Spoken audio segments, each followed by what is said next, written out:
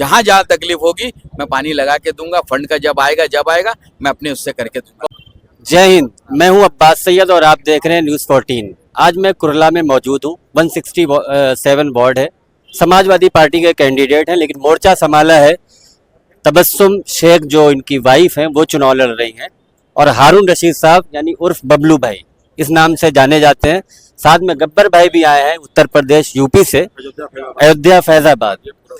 अनिल भाई भी आए हैं उत्तर प्रदेश से, जो कार्यकारिणी सदस्य हैं राष्ट्रीय समाजवादी पार्टी में। एक बड़ा मोर्चा आपने खोल दिया है और पूरी ताकत के साथ आपने अपनी ताकत को यहाँ दिखाने की कोशिश की है। क्या वजह है कि इलेक्शन में आपकी जीत नहीं हो पाती है और शायद के 3 बार आप इलेक्शन लड़े हैं और तीनों बार हार हुई? किसकी वजह क्या हो सकती है? देखिए, ऐसा है कि पहला आपने मुझसे कहा कि बड़ा मोर्चा खोल दिया है। मैंने बिल्कुल मोर्चा नहीं खोला। ये मोर्चा जनता ने खोली है। जनता जो है पिछले 15 साल और जो 4 साल नगर सेवक नहीं थे, उसका त्रास जो उनको हुआ है, उनका गुस्सा जो है वो जनता ने दिखाया है। इसलिए सारी जनता मेरे साथ आ गई है। जिन लोगों ने उन्हें वोट दिया कि एरिया डेवलप होना चाहिए, वो नहीं हुआ। इस वक्त जो है ना, ये मेरी कोई कारकर्दगी नहीं है, ये जनता की नाराजगी है।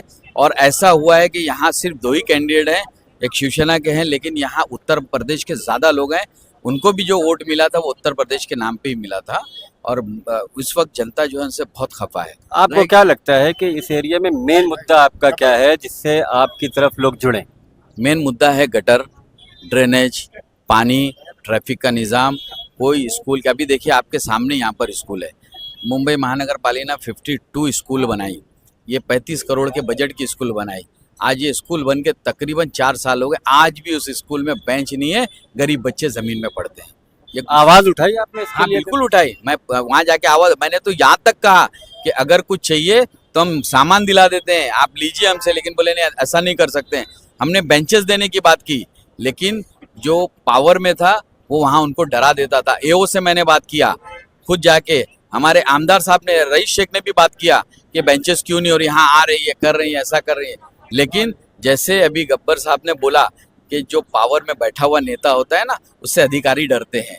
आपने अभी एक खुला डिबेट का चैलेंज भी किया, इसके पीछे क्या है? किस पे आप डिबेट करेंगे, किस चीज़ पे? जो एरिया में काम नहीं हुआ, जो गटर, जो कचरे, जो ट्रैफिक, जो पानी का मुद्दा। आज मुंबई शहर एक मेट्रोपॉलिटन सिटी है, कुर्ला जो है वो हार्ट ऑफ द सिटी है।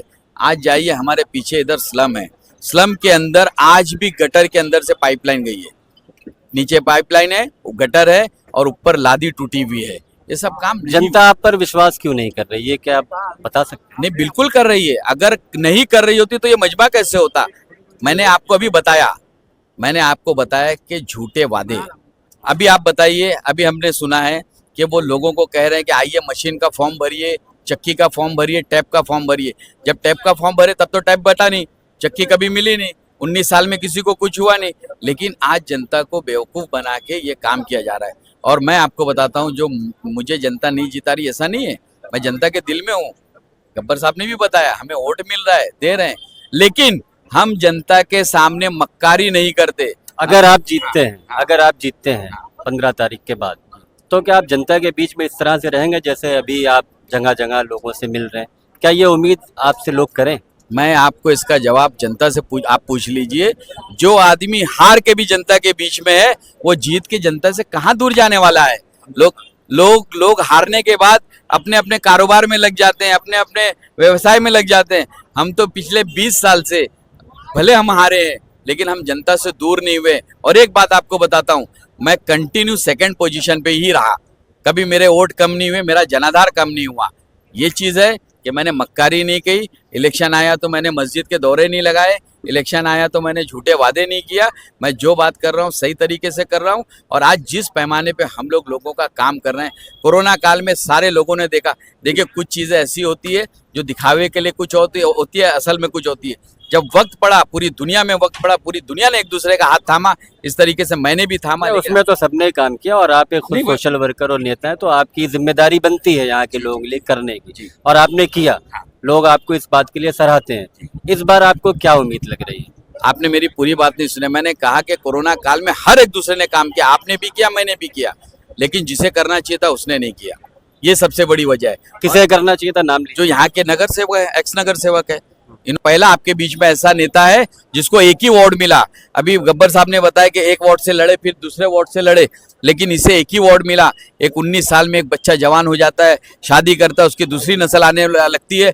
लेकिन हमारे यहाँ पर दिन ब दिन उल्टा ही मामला हुआ, गटरें और खराब होते गई, पानी का और मसला होता गया। गोइंडी जैसे इलाके में आज पानी पानी हो रहा है, और कुर्ला जैसे इलाके में हर गली में पानी के लिए लोग रो रहे हैं। कई जगह मैंने अपने पैसे से पानी की लाइन डाला है, और इंशाअल्लाह आने के बाद मैं फंड का भी इंतजार नहीं करूंगा। जहां जहां तकलीफ होगी मैं पानी लगा के दूंगा। फंड का जब आएगा मैं अपने उससे करके दूंगा। बहुत बहुत शुक्रिया। देखिए